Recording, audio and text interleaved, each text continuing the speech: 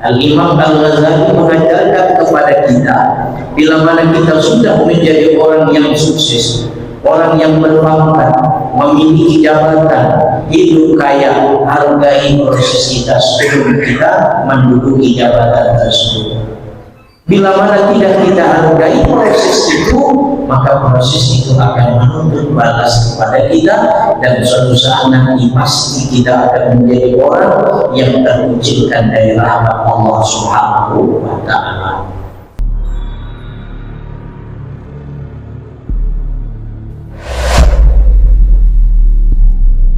Kami tidak mengurangi rasa hormat dan takzim saya kepada jamaah semuanya. Alhamdulillah, puji syukur kita haturkan kepada Allah Subhanahu wa Ta'ala dengan setinggi-tingginya, di mana pada waktu yang mulia ini Allah Ta'ala kembali mengumpulkan kita dalam masjid yang sangat kita cintai ini, tentunya dalam rangka kita menjalankan kegiatan amal ibadah kita. Kita berharap kepada Dia yang Maha Kuasa agar Dia memberikan pahala yang sebesar-besarnya atas amal ibadah yang kita lakukan. Salawat dan salam yang penuh ta'zim kita aturkan buat Rasulullah alam, junjungan kita Nabi Agung Muhammad SAW,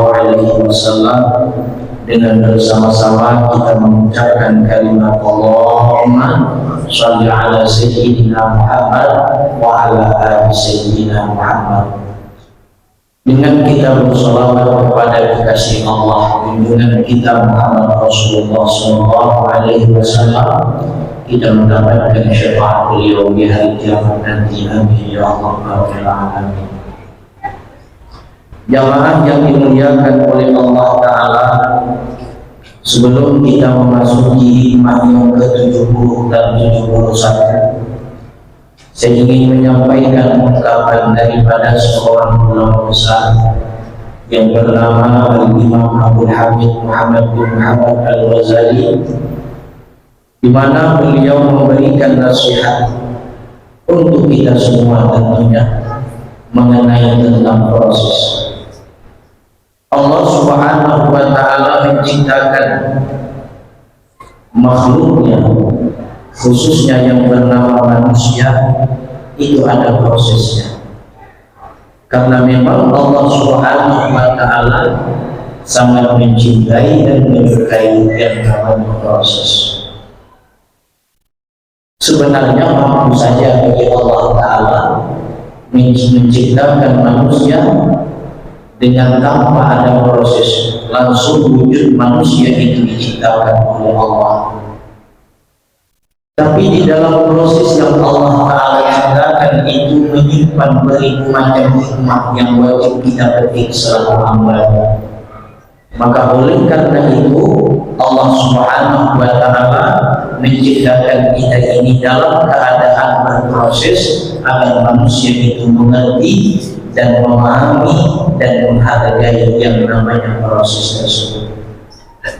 Manusia diciptakan oleh Allah Ta'ala daripada setetes air nutfah, yang mana setetes air nutfah itu daripada sayuran makanan yang kita makan, yang tentunya itu dari beras yang kita tanam, padi yang kita tanam, kemudian itu kita angkat menjadi gabah, lalu kemudian menjadi beras, setelah kita masak baru menjadi nasi. Panjang prosesnya. Kemudian Allah Subhanahu wa Ta'ala mengirimkan nutfah dan 'alaqah yang Allah Ta'ala titipkan ke dalam rahim seorang ibu lalu menjadi janin. Dari janin itu Allah Ta'ala tiupkan ruh dan menunggu waktu beberapa bulan. Di antaranya adalah ada yang 9 bulan, ada yang 9 bulan lebih, dan bahkan ada yang kurang daripada itu lalu melahirkan si calon bayi tadi.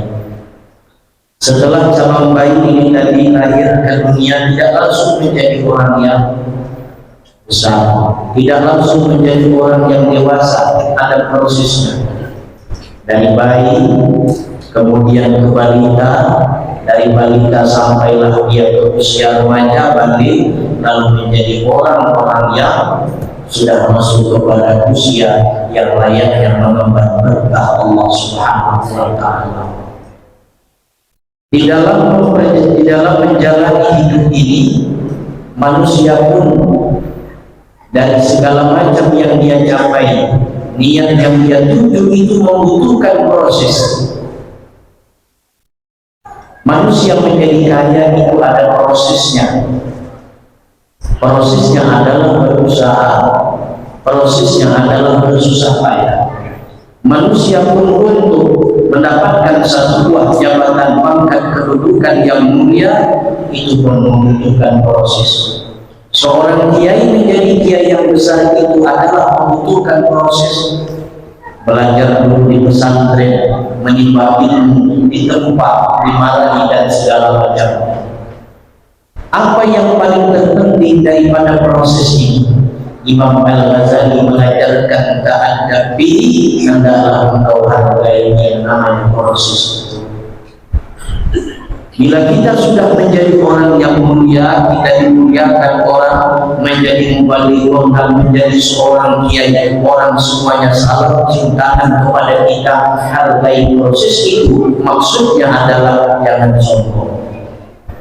Bila mana kita tidak menghargai proses kita sewaktu kita belajar menimba ilmu, apakah kita ingin selalu dimuliakan orang, maka proses itu akan menuntut karma dan orang itu tidak akan bertahan lama, maka pasti dia akan tersingkirkan dari rahmat Allah Subhanahu wa Ta'ala. Maka oleh karena itu hadirin, Al-Imam Al-Ghazali mengajarkan kepada kita, bila mana kita sudah menjadi orang yang sukses, orang yang berpangkat, memiliki jabatan, hidup kaya, hargai proses kita sebelum kita menduduki jabatan tersebut.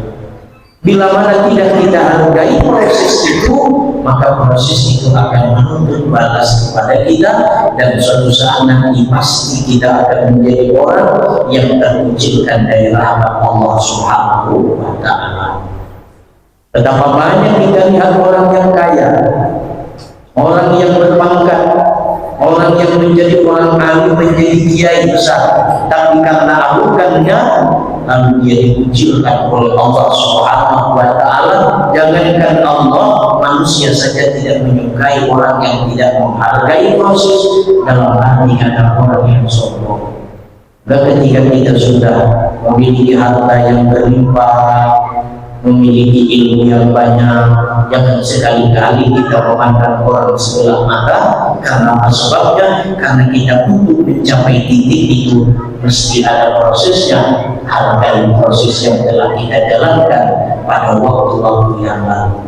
Jamaah yang dimuliakan oleh Allah Subhanahu wa Ta'ala, semoga nasihat daripada Imam Al-Ghazali ini membuka mata batin kita, sehingga kita menjadi orang yang menghargai proses dan kita tidak menjadi orang yang sombong setelah kita berada di mana pada titiknya. Hadirin orang-orang tua jamaah yang dimuliakan oleh Allah Subhanahu wa Ta'ala, di mana minggu lalu itu kita menjelaskan mengenai tentang buah daripada amal.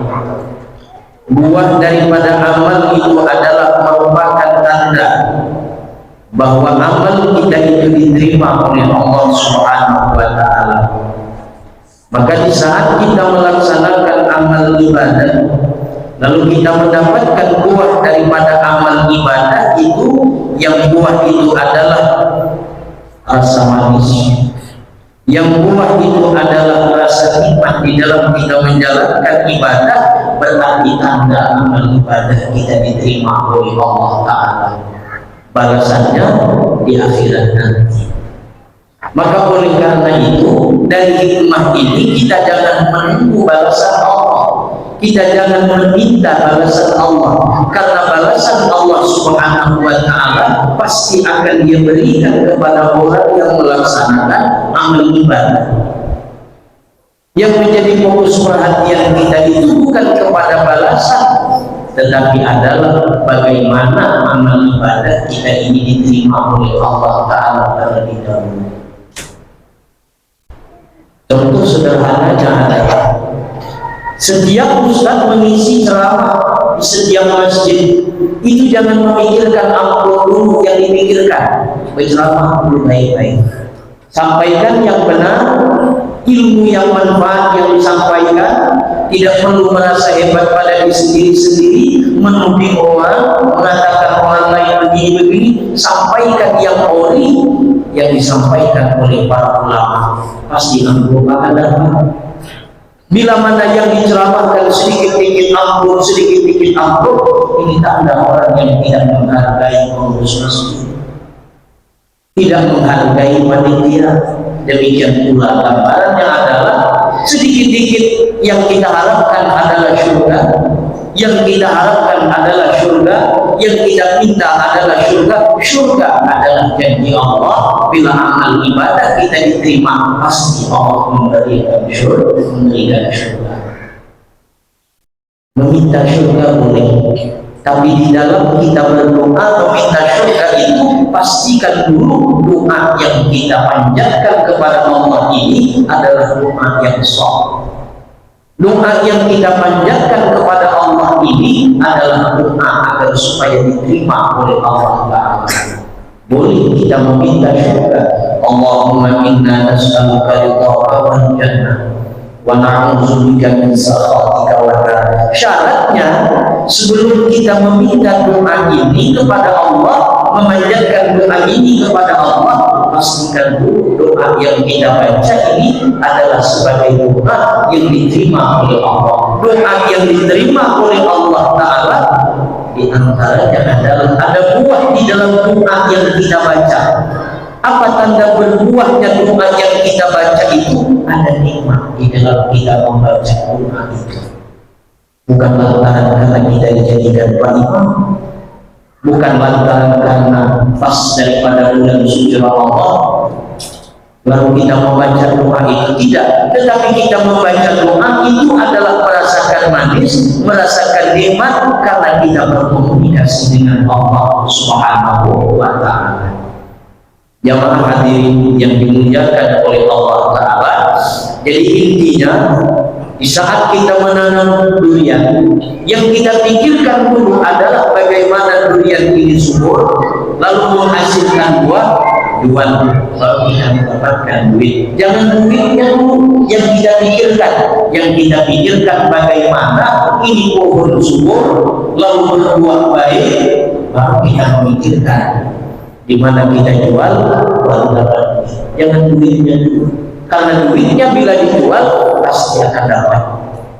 Demikian juga dengan amal ibadah kita. Hadirin muhibbin orang tua yang dimuliakan oleh Allah Subhanahu wa Ta'ala, demikianlah keterangan daripada hikmah yang ke-70 dari Al-Hikam Imam Ibn Al-Fadilah As-Sakandari rahimahullah ta'ala. Sekarang kita tinggalkan hikmah yang ke-70, kita masuki hikmah yang ke-71. Qala al-imam, in aradta an ta'rifa qadraka 'indahu fanzur limadza yudimuka. Yang artinya adalah apabila engkau ingin mengetahui kedudukan engkau di sisi Allah Subhanahu wa Ta'ala, maka tengoklah di mana Allah Subhanahu wa Ta'ala menempatkan engkau dan sejauh mana engkau memposisikan Allah di dalam hati engkau. Begitulah kurang lebih terima daripada hikam yang ke-71.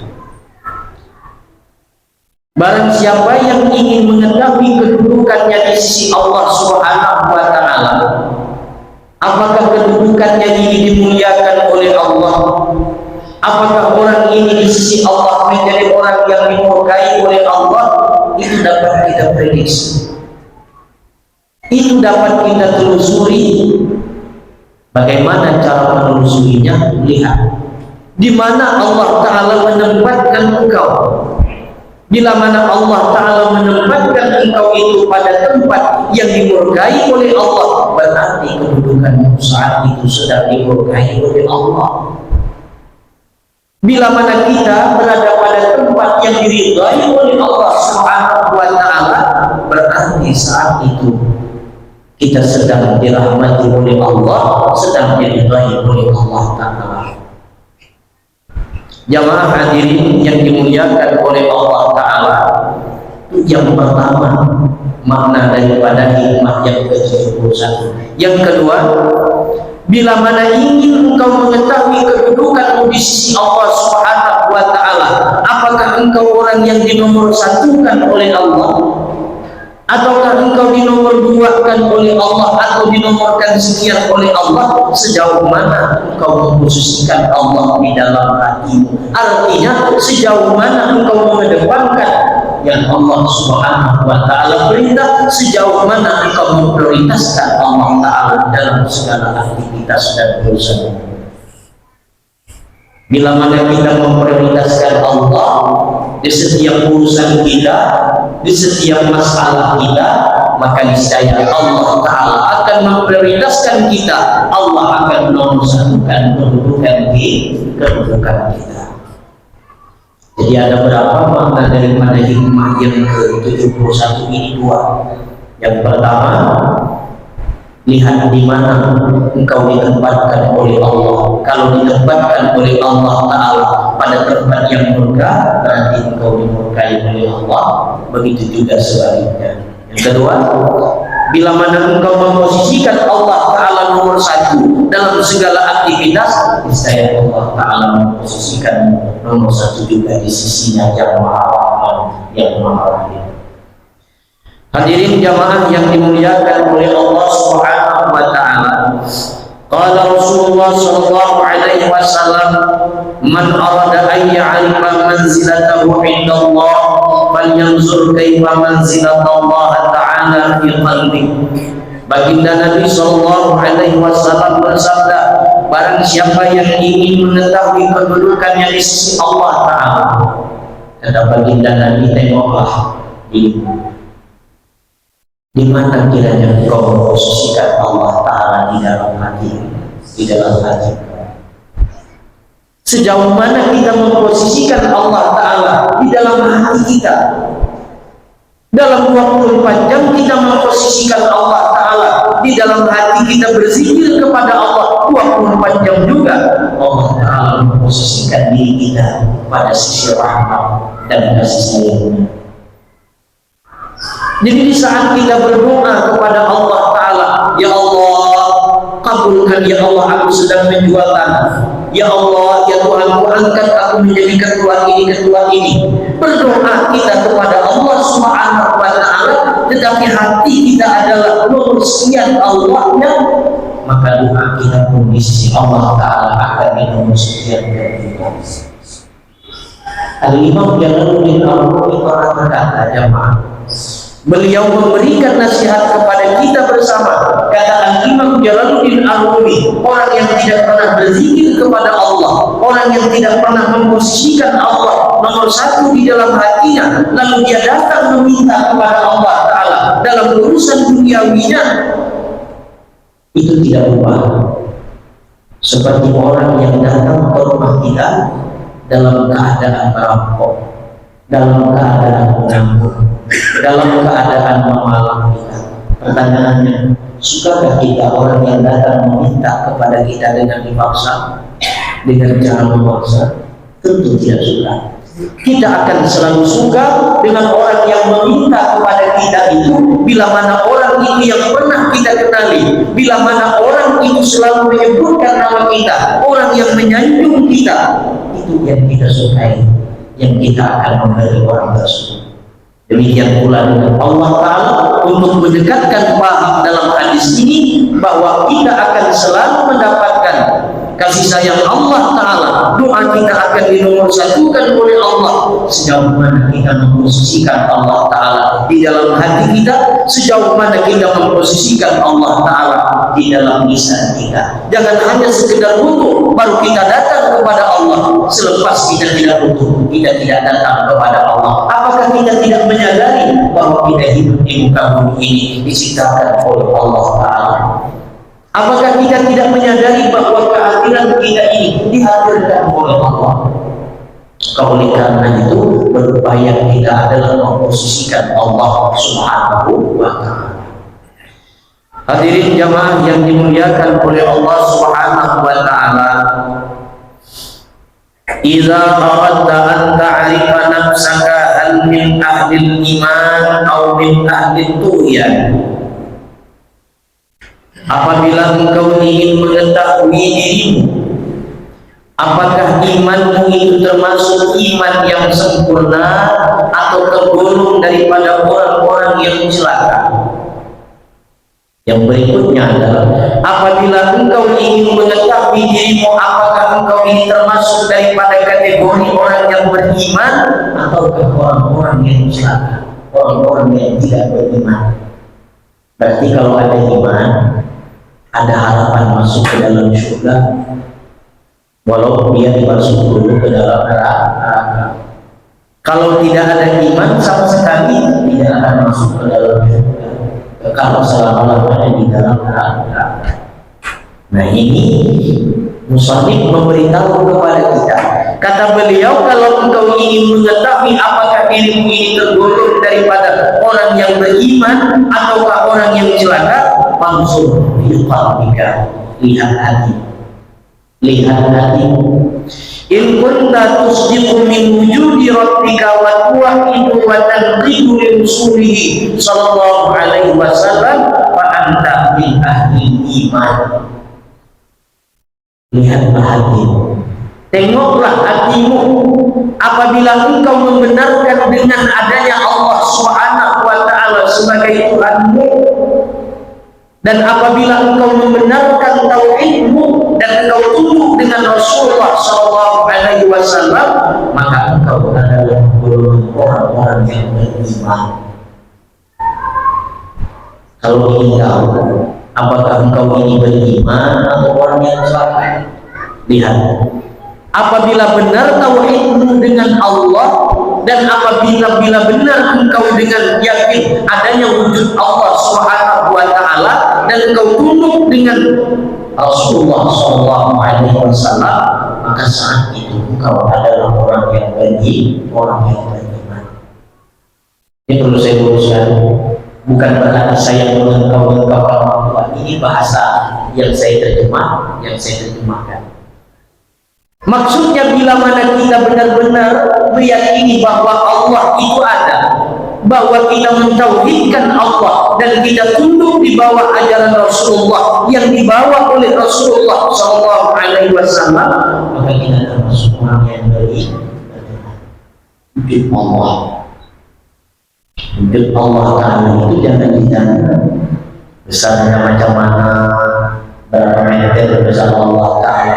Allah laisa kamitslihi syai'un wa huwas samiul basir. Allah Subhanahu wa Ta'ala itu ada, seperti gula dengan manisnya. Gula dengan manisnya tidak akan berpisah. Demikian juga Allah Subhanahu wa Ta'ala dengan segala afalnya, dengan segala makhluknya, dengan segala ciptaannya, Allah Ta'ala tidak akan pernah berpisah. Dan Allah Ta'ala yang memberi bekas bagi tiap-tiap sesuatu. Maka oleh karena itu para ulama tasawuf menyebutkan mengenal Allah itu jauh lebih senang daripada mengenalkan sifat manusia. Bapak tidak tahu sifat saya. Apakah sifat saya temperamen? Apakah sifat saya tendensius pemarah? Apakah sifat saya penyinggung? Saat ini Bapak boleh menilai bahwa saya orang baik, orang saleh, orang alim depan orang. Di majelis taklim pakai jubah, di majelis taklim pakai peci, pakai jas. Tidak tahu kalau keluar, entah makannya pakai celana aja. Berdoa dengan Allah dengan sampai mengenal sifat orang itu jauh lebih susah daripada mengenalkan sifat Allah Ta'ala. Mengenal adanya Allah itu sangat mudah daripada mengenal keberadaan manusia. Anak yang 9 bulan yang dikandung oleh ibunya saat ini dari wanita-wanita hamil, apakah kita tahu keberadaan anak itu hidup atau mati? Tidak tahu. Tapi dengan keberadaan Allah kita tahu. Allah Ta'ala yang maha besar, Allah Ta'ala yang maha zahir, Allah Ta'ala yang maha nampak, Allah Ta'ala yang maha batin, Allah Ta'ala yang maha jelas. Maka aneh bin ajaib orang yang tidak mengenal Allah, orang yang tidak meyakini Allah Subhanahu wa Ta'ala, karena sifatnya dan asma'nya dan namanya itu sudah terwujud di alam semesta ini. Cuma satu, yaitu adalah zat Allah Subhanahu wa Ta'ala. Yang jelas di mana kita menyebutkan namanya, maka niscaya kita akan menyebut zatnya. Di mana kita memperhatikan sifatnya, maka kita memperhatikan zatnya. Zatnya ini yang tidak bisa dilihat, itu adalah hak mutlak Allah. Nanti Allah akan perlihatkan zatnya itu kepada hamba-Nya di akhirat nanti. Jamaah yang dimuliakan oleh Allah Ta'ala, di saat kita berzikir Allah, Allah, Allah, Allah, Allah, Allah, itu adalah nama yang menunjukkan kepada zat. Di saat kita menyebutkan nama Allah adalah Allah, maka itu tidak berpisah dengan zatnya Allah Subhanahu wa Ta'ala. Nama tidak akan berpisah dengan yang punya nama.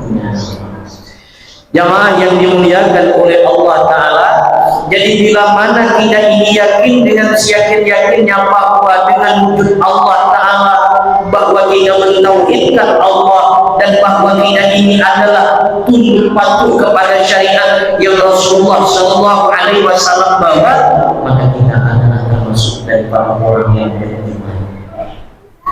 Wa in kunta tunkiru aw tashukku fi rabbika aw tushriku bihi ghayrahu fi i'tikadika aw lam tuntik li rusulihi sallallahu alaihi wasallam fa anta min ahli tughyan.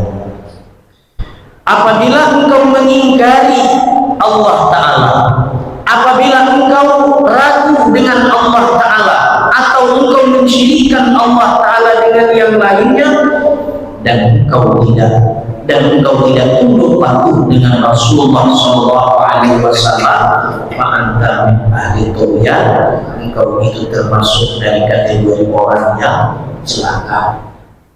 Jamaah, kalau kita benar meyakini Allah ada, meyakini dengan ketauhidan kita terhadap Allah, meyakini sifat-sifat Allah, iman, kita tunduk dengan syariat yang dibawa oleh Rasulullah, beriman. Tapi bila mana kita ingkar dengan Allah, ragu dengan Allah Ta'ala, kita secara umumnya tak ada yang ragu dengan keberadaan Allah, pasti yakin Allah Ta'ala ada, Allah Ta'ala kuasa. Cuman masalahnya ragu dengan Allah Ta'ala dalam makna kita ragu dengan Allah Ta'ala, dengan yang dijanjikan oleh Allah. Apakah besok kita makan atau tidak ya? Apakah besok kita ini dapat duit atau tidak ya? Ragu dengan rezeki Allah, ragu dengan janji Allah, maka ini termasuk orang yang ahli dunia. Kita ragu dengan Allah Ta'ala, tidak, memang tidak ada yang ragu di tengah-tengah kita ini dengan Allah. Kita yakin Allah Ta'ala itu Tuhan kita, buktinya kita sholat. Cuman yang kadang-kadang membuat kita ini ragu adalah dengan janji Allah. Katanya Allah Ta'ala berjanji orang yang melaksanakan salat doa akan dibukakan pintu rezeki selebar-lebarnya. Orang yang membaca surah Al-Waqiah akan dibukakan pintu kekayaan selebar-lebarnya. Membaca sudah, tapi belum kaya-kaya. Ini yang jadi masalah, yang kadang-kadang membuat kita ragu. Dikatakan pula di dalam hadis qudsi, Allah Ta'ala berfirman, Rasulullah bersabda, kata Allah Ta'ala, barang siapa yang berzikir kepada Allah, barang siapa yang berdoa kepada Allah, apapun yang dia baca, apapun kebaikan yang dia lakukan pada waktu subuh itu, maka Allah Ta'ala terima. Supaya subuh hitam naik, tak meninggalkan berjamaah, tapi tidak naik-naik juga makan, masih jadi korban. Katanya tadi ingin jadi orang yang dipakai, berjanji kepada mana janji Allah Ta'ala. Bila ragu, ini termasuk daripada orang yang ahli tughyan. Maka indah perkataan Al-Imam Ibnu Athaillah nanti akan kita bahas. Hidup ini bukan menjalan, bukan pilihan, tetapi hidup ini adalah ridha dengan takdir itu, ridha dengan takdir Tuhan. Kalau ingin bisa memilih, kita ingin memilih menjadi anak presiden. Kalau ingin memilih, kita ingin menjadi orang yang kaya.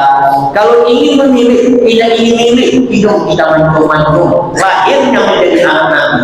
Kalau ingin memilih, dapat memilih batu cincin, batu zamrud, Colombia, Kalimantan, batunya batu yakut, batunya batu marjan, kenyataannya batunya batu akik. Nah, itu tandanya bukan memilih, hidup itu tidak memilih, menjalankan takdir Allah Subhanahu wa Ta'ala. Apa yang diberikan oleh Allah Ta'ala terima dan ridha, dan kita yakin bahwa yang dijanjikan oleh Allah Ta'ala itu tidak akan pernah meleset. Bila mana tidak yakin dengan yang dijanjikan oleh Allah, anta min ahli tughyan, engkau termasuk orang yang tidak beriman dengan Allah Subhanahu wa Ta'ala. Engkau tidak termasuk orang-orang yang beriman, hanya saja menjadi orang-orang yang celaka. Nah, yang berikutnya, bila mana kita menyebutkan Allah, bila mana kita tidak tunduk dengan Rasulullah, maka kita termasuk dari orang yang celaka. Jadi intinya, apabila kita ingin mengetahui apakah kita ini termasuk orang yang beriman ataukah kita ini termasuk dari orang yang celaka, setelah dilihat kita meyakini Allah Tuhan kita, dan kita tidak ragu dengan janji Allah, dan kita tunduk dengan Rasulullah, berarti kita termasuk menjadi orang-orang yang beriman. Sesajinya kita lakukan. Wa idza aradta an ta'rifa nafsaka hal min iman ahli imanil mukarramin aw min ahli imanil majhuli. Sekarang kita sudah beriman, kita yakin dengan Allah, kita juga sudah yakin dengan janji Allah. Beriman berarti kita tidak menyebutkan Allah, kita tunduk dengan Rasulullah, dan kita beriman. Sekarang yang berikutnya, apabila engkau ingin mengetahui apakah imanmu itu termasuk dari kategori iman-iman yang dimuliakan oleh Allah, apakah iman-iman yang terusir daripada Allah. Sekarang kita disuruh pula lagi bertanya, iman yang selama ini apakah iman kita termasuk dalam kategori iman yang dimuliakan, apakah iman yang ditolak oleh Allah? Apakah iman kita ini termasuk iman al-mukarramin, apakah iman al-majhuli? Iman majhuli itu iman juga, iman, cuma nanti dia mampir dulu ke neraka, masuk surga. Kalau iman mukarramin ini, dia tidak mampir lagi ke neraka, langsung bighairi hisab.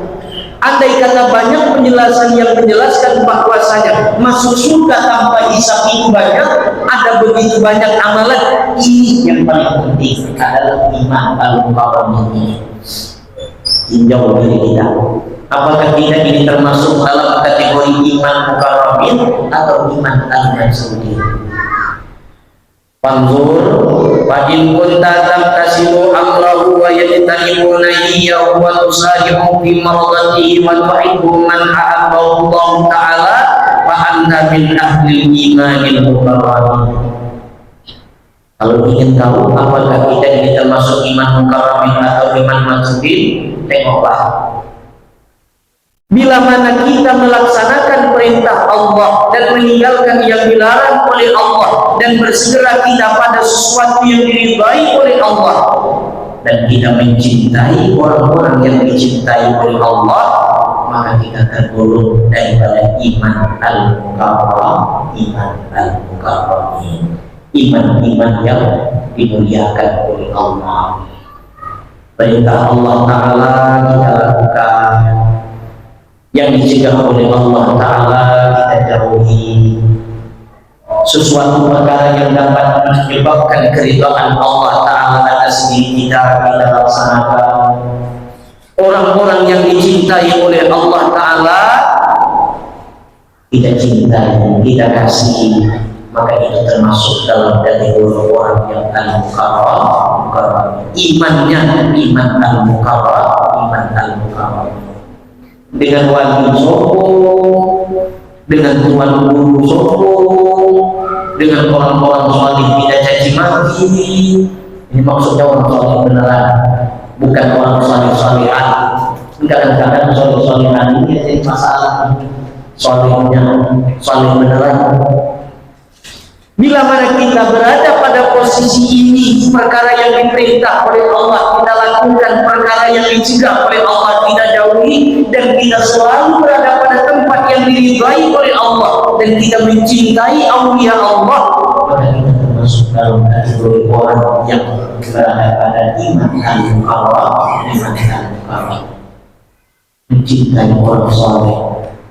Nabi Sallallahu Alaihi Wasallam bersabda, "Al-mar'u ma'aman seseorang itu akan bersama orang yang dia cintai. Mencintai orang jahat, maka kita akan bersama orang yang jahat. Mencintai orang yang saleh, kita akan bersama orang yang saleh. Maka di dalam surah Al-Mu'min dikatakan, wasiqal ladzina kafaru ila jahannam zumara. Terus ayat yang kedua, wasiqal ladzina taqaw rabbahum ilal jannati zumara. Ai mimahnahu wa innahu manfaat. Kata Allah Ta'ala, akan kami giring orang-orang kafir dan bersama-sama orang kafir. Siapa dia? Orang-orang yang beriman, tapi digiring bersama orang-orang kafir. Di mana digiringnya? Yaitu di nerakanya Allah Subhanahu wa Ta'ala.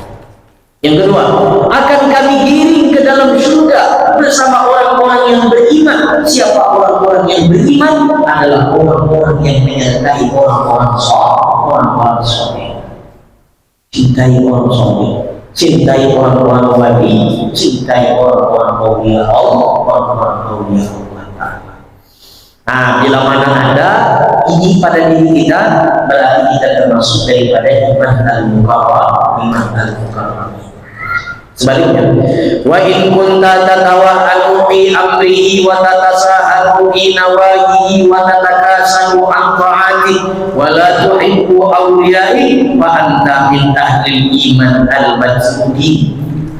Apabila engkau mengintingkan perkara yang disuruh oleh Allah dan menganggap remeh dengan yang dicegah oleh Allah, malas di dalam berbuat taat kepada Allah dan tidak mencintai orang-orang wali, kekasih-kekasih Allah, maka termasuk daripada iman majrudi, iman yang tertolak, iman yang tertolak. Iman juga, iman yang teruk, iman yang terbersih. Sholat maghrib sudah ke isya, sholat isya sudah kena malam, subuh dan terus, zuhur ke asar, asar ke maghrib. Itu namanya menganggap enteng dengan perintah Allah. Wa tatasahadu fi nawahihi, sebentar-sebentar berada di meja judi, sudah itu berzina lagi datang ke masjid, berzina lagi datang ke masjid, bohong lagi. Itu namanya menganggap remeh dengan cegahan Allah. Sholat zuhur teka asar, sholat asar teka maghrib, sholat maghrib teka isya, itu namanya menganggap remeh dengan suruhan Allah.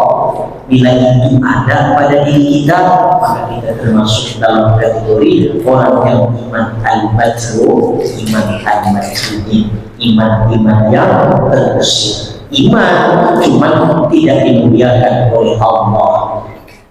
Malas taat ibadah kepada Allah Ta'ala dengan orang-orang wali kita musuhi, orang-orang kekasih Allah kita benci, maka iman kita termasuk iman yang al-majrur, iman al-majrudi. Sekarang kalau kita sudah beriman dengan iman al-mukarram ini, lalu bagaimana sikap kita menghadapi iman al-mukarram ini? Sikap kita insya Allah untuk berbagi keterangan yang berikutnya kita lanjut pada episode yang selanjutnya supaya nanti besok datang lagi dengan Islam. Dan kata saya juga tak mungkin lagi saya terangkan Pak Ketua sehabis-habis malam Islam kita pertama waktu pipit Yang kedua besok tak ada lagi saya sama.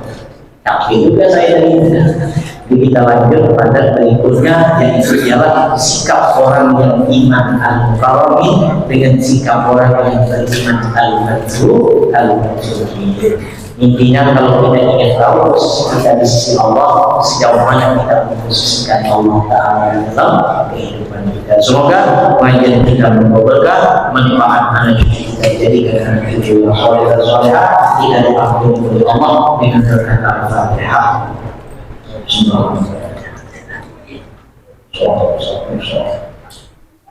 Ya Allah biha, ya Allah biha, ya Allah bihusnil khatimah, ya Allah biha, ya Allah biha, ya Allah bihusnil khatimah, ya Allah biha, ya Allah biha, ya Allah bihusnil khatimah. Subhanaka rabbil izzati amma yasifun, salamun alal mursalin, walhamdulillahi rabbil alamin. Ampun maaf bila alamin Allah. Akhir kata dari saya, Allahumma waffiq ila aqwamit thoriq. Assalamualaikum warahmatullahi wabarakatuh.